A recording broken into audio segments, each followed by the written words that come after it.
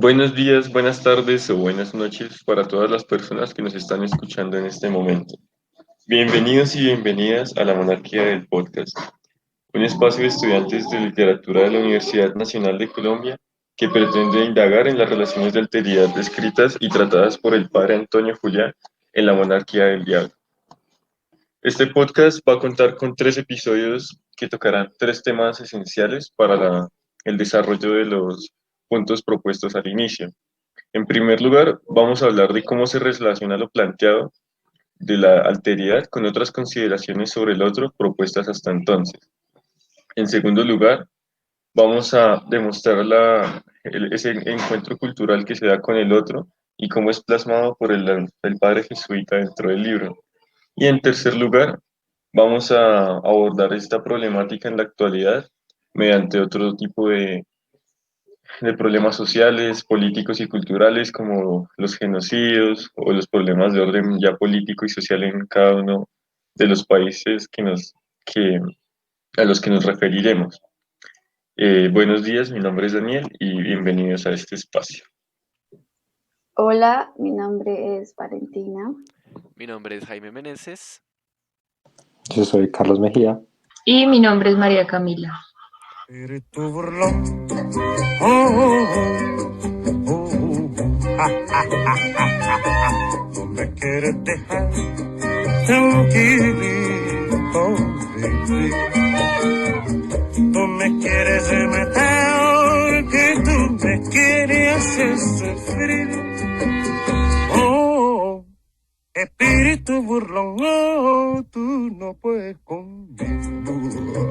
La monarquía del diablo en la gentilidad del nuevo mundo americano se titula el libro de el padre Antonio Julián, un ex jesuita que llegó a las Indias, en 1149 como miembro de la comunidad jesuita de ese entonces. Este padre desarrolló diversas actividades en las Indias, fue misionero, orador, incluso fue profesor en la Universidad Javeriana, profesor de teología y de escritura sagrada. En 1767, para contextualizar un poco la vida de este personaje, Carlos III expulsa por decreto a todos los jesuitas de las Indias. Es así que el padre Julián se va a refugiar en Italia bajo el cuidado del conde de Florida Blanca, donde se dedica al trabajo intelectual y construye sus obras más importantes, una de las cuales estamos discutiendo en este momento. Bueno, si quieren hablamos un poco del contexto histórico de la época del libro, algunos datos sobre lo que pasaba en ese entonces. Pues creo que el primer manuscrito, el manuscrito en italiano, creo que tengo entendido que se publica como en 1790. Digamos que pues lo que a mí me llama la atención primero es tal vez cierto anacronismo, que no sé si sería la palabra realmente. Eh, digamos que que al padre Antonio Julián pues está como a puertas está a 2 décadas de los primeros movimientos independentistas en América. No los va a vivir, obviamente no los va a experimentar, pero digamos que sí va, yo supongo que va a tener conocimiento de un montón de ideas que inspiran la Revolución Francesa, que inspiran la independencia de los estados, sí, de las colonias de América del Norte. Entonces me parece interesante que, que ante pues, este panorama aún así decida pues plantear el texto de esta manera, porque pues primero como que discute con un montón de gente que murió como 200 años antes de la publicación del libro. eh, pues va a discutir pues contra la leyenda negra, contra personajes como Bartolomé de las Casas y sobre todo Girolamo Benzoni. Eh, entonces, sí, digamos, pues insisto, no sé si hablar de un anacronismo ahí, no sé qué pensarán pues todos los demás. Claro, y Pero pues respecto a eso quería mencionar como cuando el padre comienza a dar su texto, él explícitamente dice, voy a responder a las críticas que se le hizo a la conquista española.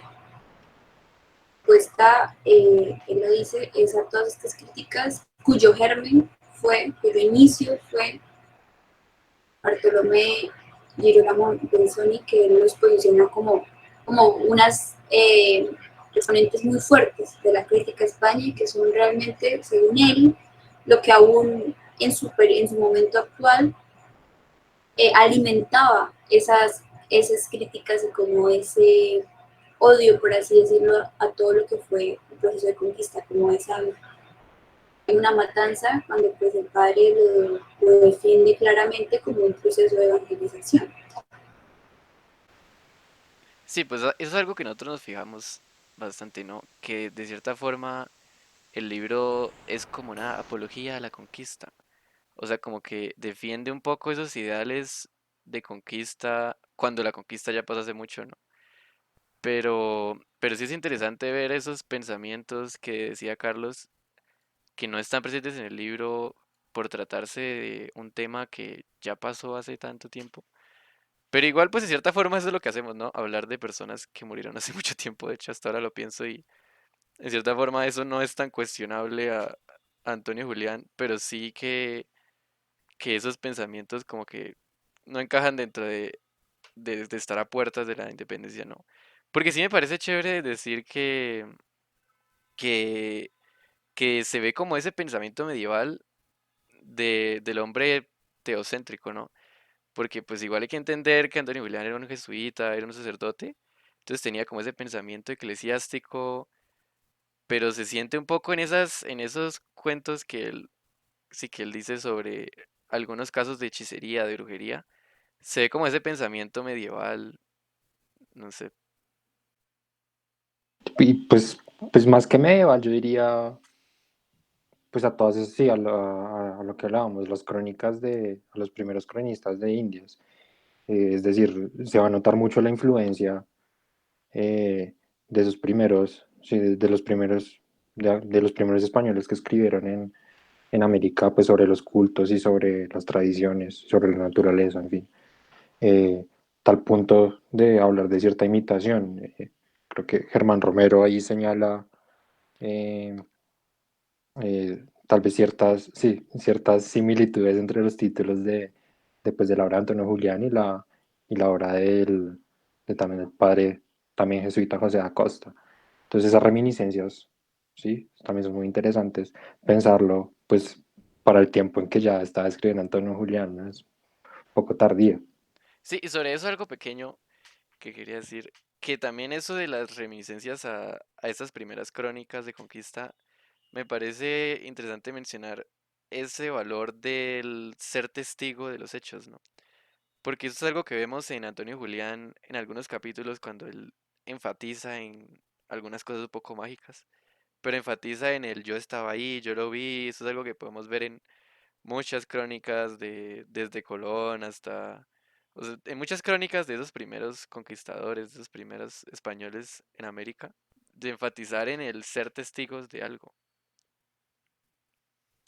A través del libro, el padre Julián va a encontrar muchas confirmaciones para una verdad conocida de antemano. Y ese va a ser el relato y el hilo conductor de todo el texto. Porque en realidad el padre Julián, recalcando el carácter testimonial de su obra, solo quiere que el lector sepa que él estuvo ahí, pero no va a ser para recalcar su experiencia como tal, porque él lo que está confirmando es lo que ya sabía, sus concepciones españolas y europeas. Sí, y eso nos puede, o sea, eso me parece que es como una introducción muy importante y muy crucial para pues, empezar a hablar ya del problema del otro, ¿no? Que es básicamente nuestro tema, un poco de la otredad y la alteridad, porque sí, lo que Camila está diciendo es que él no va a encontrar cosas, sino que solo va a enfatizarse en yo lo vi y no en el yo vi a alguien más, así no en el está el otro presente, sino en lo que yo tengo como experiencia. Entonces me parece que sobre ese tema podríamos empezar a hablar como de algunos sucesos previos a este encuentro de América, como que traten sobre esto, de esa relación de alteridad, como de esas relaciones con el otro, un poco la visión europea de algunos otros sucesos. Sí, por ejemplo, un suceso muy cercano al descubrimiento de América fue la creación de la Inquisición española. Un ejemplo claro de esta relación con el otro que vive el imaginario europeo y más que todo el imaginario cristiano, el imaginario... entonces, la creación de la Inquisición española se da precisamente para perseguir a todos estos judeoconversos que en España empezaron a ver las aseveraciones que habían sobre que estas personas seguían practicando el judaísmo. Entonces se crea la Inquisición española específicamente para básicamente perseguir judíos. No, si no piensan como yo, no pueden vivir en mi país. Si no piensan como yo, no está bien, porque el judaísmo no es la verdad es el cristianismo. Y, y todo esto incluso pasa a América. La Inquisición española se funda en América, en Lima y en México, dos tribunales inquisitores. Entonces, este es un ejemplo, y en Cartagena en 1610, y este es un ejemplo de esa visión del otro satanizado, ¿no? No los judíos, ese otro judío también estaba mal. Sí, o sea, los tribunales en América básicamente nacen porque están persiguiendo, algo que yo investigué y que leí sobre otra cosa, están persiguiendo a esos judíos conversos que llegaron a América. Entonces, como que los tribunales nacen porque quieren ver si esos judíos siguen siendo judíos. Entonces, básicamente ahí se ve esas relaciones de alteridad, pero de una forma más como de superioridad, porque la religión cristiana, el pensamiento europeo, más que todo el español, está como viendo al otro como alguien inferior, yo soy el superior, yo tengo la idea de lo que está correcto. Entonces todas las relaciones que se van a establecer en esa visión van a ser de superioridad e inferioridad. Eso es algo que evidentemente se pasa al indígena, porque el indígena, sí, aparte de indígena, pues por así decirlo, aparte de indígena era pagano. Entonces es más que todo, o sea, no era ni europeo, no era ni cristiano. Entonces me parece interesante eso que plantea el libro sobre el indígena, esa relación que él tiene de inferioridad, porque lo que él hace básicamente en el libro es ver cómo algunas cosas indígenas se pueden parecer a lo mío, cómo algunas cosas encajan dentro de mi pensamiento europeo, cómo algunas cosas tienen el potencial de ser europeas, no de ser algo por sí mismas. Y esto es algo que está basado en todo ese pensamiento medieval de la Inquisición, pues en todo ese pensamiento con el que llega Colón, y en todo esto. Entonces, es curioso. Claro, hay como, por así decirlo, una cosificación del otro. Llega el español, como tú dices, y se enfrenta a esta persona distinta en lenguaje, creencias, de expresar su cultura. Muy grande, hay un abismo muy grande de no comprender. Y lo que pasa es que en esa no comprensión se instaura un yo soy más porque esta es mi verdad y mi verdad es la única verdad, ¿no?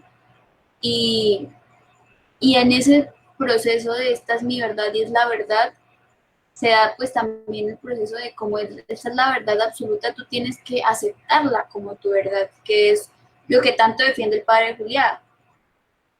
Y la evangelización es, esta es la verdad, entonces tómala como la verdad absoluta. Y por eso él piensa que está bien, porque es su punto de vista, su posición. Comprender al otro como individuo, como otro, y no como cosa, no como objeto que puede ser transformado en todo. Diablo, que tú me quieres matar. Lelo, lelo, lelo, lelo, lai. Lelo, lelo, lelo, lelo, lai. No, no, no, no, no, no, no, no, no. Y me parece que deberíamos dejar estas discusiones de las relaciones de alteridad del libro, pues para el otro episodio, porque en este deberíamos centrarnos más en esas influencias, en esos pensamientos que tenían los españoles sobre el indígena previos a Antonio y Julián. Entonces, pues voy a empezar a hablar como de Cristóbal Colón, como el primer español en definir esa relación, pues como todos sabemos, él sí fue el primer español en establecer como esa relación con el indígena. Entonces, me parece importante hablar de Colón y acá quiero mencionar un poco el texto de Sofía Rein Blaze, de El buen salvaje y el caníbal, que lo que ella hace en el libro es analizar el pensamiento de Colón. Entonces, parte de que Colón, lo que ella empieza a decir es que Colón toma al indígena como alguien, no como alguien, sino como algo que hace parte de la naturaleza, que hace parte del entorno. Y si uno lee los diarios, se ve que las descripciones que hace de los indígenas, de los americanos, son como envueltas en esas descripciones de la naturaleza. Entonces, lo que acá podemos ver es una completa negación del otro, o sea, es ver que ese indígena para lo único que sirve es para ser o esclavizado o cristianizado o esto, y no, el indígena no tiene como una visión propia. Es imposible que el indígena tenga esto porque lo que hace Colón es dividir al indígena en o es un buen salvaje o es una persona que se puede dejar domesticar de cierta forma, o es un caníbal o es ese salvaje que va a rebelarse, que va a ser agresivo. Entonces, y no es ver al indígena como una persona más, ¿sí? Entonces, lo que Sofía Rainblatt dice es que el indígena, o sea, el español no aprovecha al indígena como alguien que puede enriquecer su mundo, sino que básicamente lo cancela como, sí, como alguien, no como un otro.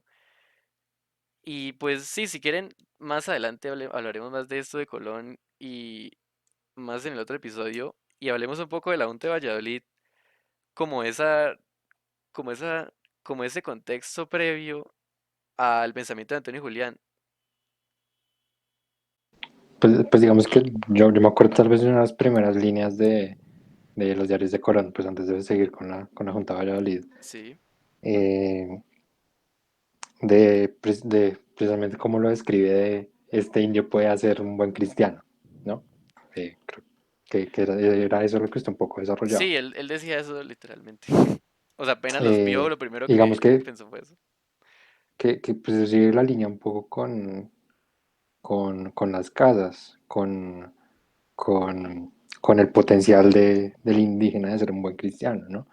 Entonces, pues lo que va a hacer esa Junta de Valladolid en 1550 va a ser precisamente ese debate de la consideración del indígena eh, como bárbaro, como infiel y, digamos la posibilidad de que ese indígena se convierta, ¿no?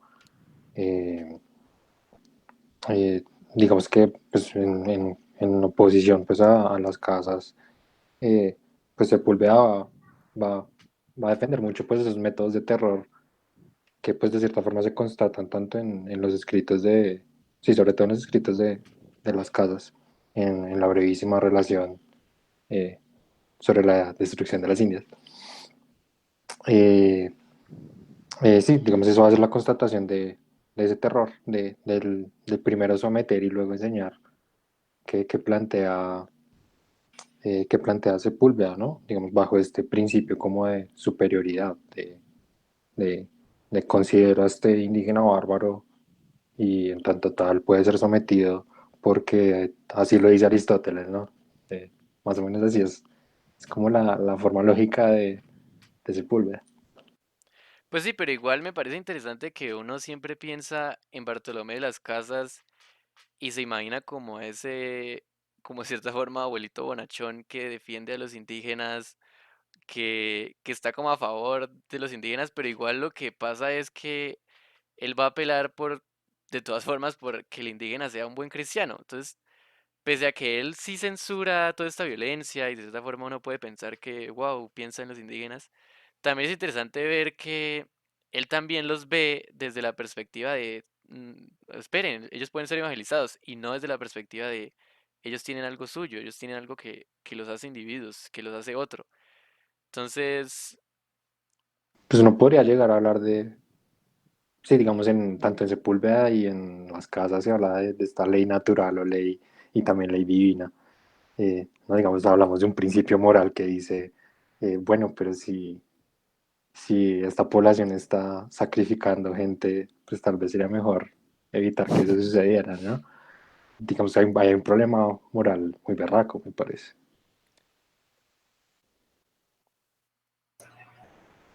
Claro, hay una, ellos se plantean desde la idea de superioridad,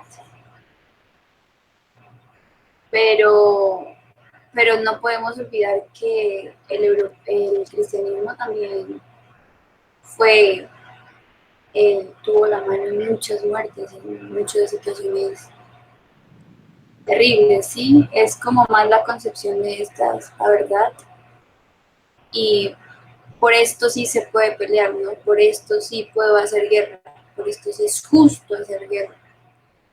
Y claro, de las casas pues no va a apoyar la guerra, pero aún así sí hay como una posición de por esto sí, porque esta sí es la verdad. bueno, y si quieren ya, o pues antes de cerrar, Carlos, que diga algunas cositas. Pues es que pues en las casas yo veía tal vez cierta empatía. O sea, pues sí, digamos que ese fin evangelizador sigue, pero digamos, me pareció muy curioso eh, ver que él trataba de entender el sistema bajo el que, digamos, un sacrificio humano se justificaba, ¿no? Entonces, dentro de la religión, eso tiene su lógica. Dentro de la religión indígena, eso tiene su lógica, ¿no? Entonces, el hombre inocente eh, es lo más valioso para nosotros. Entonces, deberíamos sacrificarlo porque será también lo más valioso para mi Dios, algo así, ¿no? Digamos que de eso es muy consciente, digamos que en esos términos lo pone en las casas, él es muy consciente de eso. Eh, pues digo, sí, ese tipo de empatía tampoco pienso que digamos que él, o pues por lo que he leído, no, pues si bien hay un fin evangelizador, yo creo que él entiende que no puede entrar por la fuerza y que si un pueblo no quiere, no quiere, ¿sí? De hecho, o sea, yo, digamos, disfruté mucho esa conciencia, ¿no? O sea, como lo describía. Sí, también es cierto, ¿no? Que de las casas tiene pues ese fin de cierta forma evangelizador, pero también manteniendo la empatía, que es lo que dice Carlos. Claro, es como, como este otro lado de la moneda, de este hombre que aún dentro de la realidad histórica en la que vivía, eh, trata de ver estos sucesos históricos de otra manera, ¿no? Se trata como de mostrar este punto de vista de pronto que también se contrapone, por supuesto, con el padre, con el padre que luego va a tener. Pues sí, bueno, me parece interesante, interesante hablar de esto como esa ideología del- de la imagen del otro antes de Antonio y Julián. Entonces, si quieren, cerremos este episodio y en el próximo episodio vamos a hablar ya propiamente del libro, teniendo en cuenta, pues, si podemos, algunos de estos ejemplos previos. Pero entonces, sí, pues acabemos acá esto. Chao a todos, nos vemos en el otro episodio y los voy a dejar con alguna musiquita.